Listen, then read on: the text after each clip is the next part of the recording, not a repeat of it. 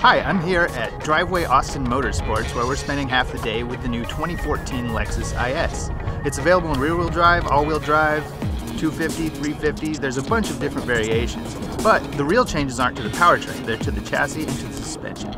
There's a lot of really cool updates going on with the suspension especially, but it's grown a little bit longer, it's a little bit stiffer, there's a lot more bracing going on and some interesting weld technology. All in all, it's definitely a big refresh for the car, although I wouldn't quite call it all new, especially after having spent half a day on the track with it. If you find yourself in a twisty stretch of canyon, mountains, hill country road, like we are here just outside of Austin,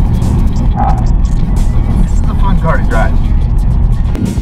Lexus is really pitching the new 2014 IS as a legitimate competitor to the Germans, both on the street and on the track.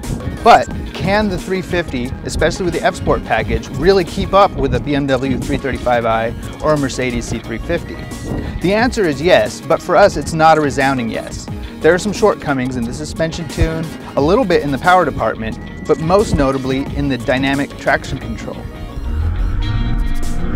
On track, the 2014 Lexus IS is very capable. Is it as capable as the Germans? In some ways yes, in some ways more so, in some ways less so. Cornering is very flat. With the 8-speed transmission in rear-wheel drive models, especially F-Sport models, it's smooth shifting, it's fairly quick shifting. The automatic GAI program uses the accelerometers on board to determine where you need to shift, or where the automatic transmission needs to shift for you rather. All in all, it's a good experience.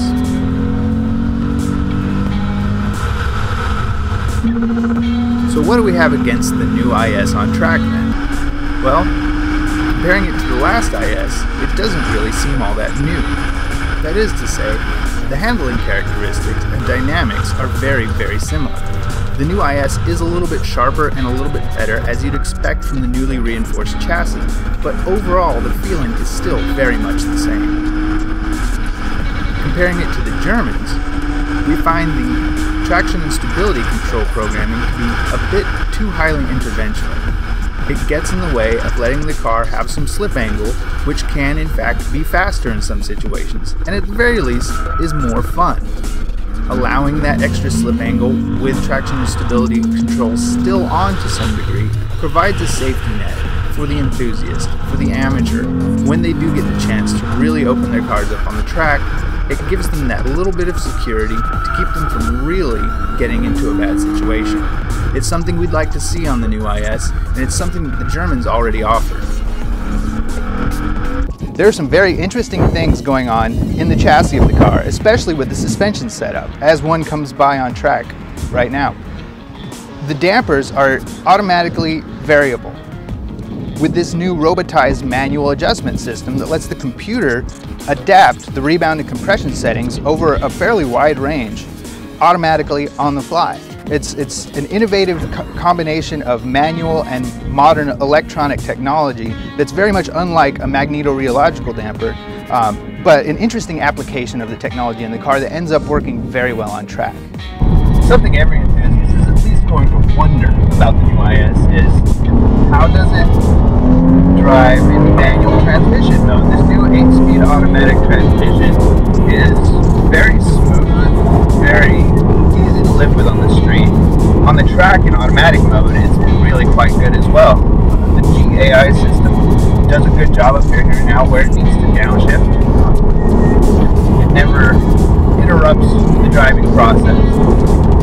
But in manual mode, is it any good? To be fair, it's really quite good, especially for an automatic. It's no dual clutch. It will, flip the throttle on downshifts. It will, shift relatively quickly going up, but there's none of that direct engaged feel that you get with a computerized manual like a dual clutch. It's just not that engaged. It's not that direct. So at the end of a full day, both on track and on the street, with the new 2014 Lexus IS, what's our initial verdict? We like it. It's a really good car overall. It hangs with the Germans, although it is a different experience, both on track and on the street. One car we would really like to have seen compared, however, is the new Cadillac ATS.